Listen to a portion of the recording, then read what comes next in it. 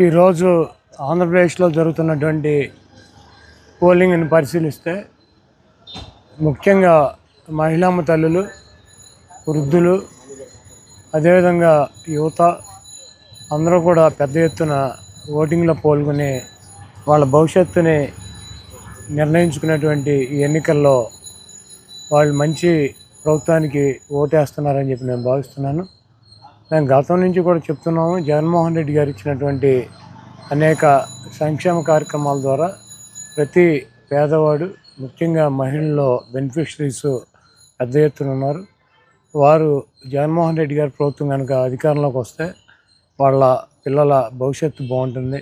వాళ్ళ పిల్లల చదువులు కావచ్చు, లేకపోతే వాళ్ళకి ఆరోగ్య సమస్యలు వచ్చినా పేదవారిని పట్టించుకునేటువంటి ప్రభుత్వం, వాళ్ళకి ఇళ్ళు నిర్మించి ఇచ్చినటువంటి ఈ ప్రభుత్వాన్ని, జగన్మోహన్ రెడ్డి గారిని ఆశీర్వదించడానికి ఇంత పెద్ద ఎత్తున మహిళమ్మ తల్లులు బూతులకి వచ్చేంత ఎండలో కూడా ఈ 3:30 సమయం వస్తుంది. 60% పోలింగ్ ఇక్కడ గుడివాడలో కంప్లీట్ అయింది.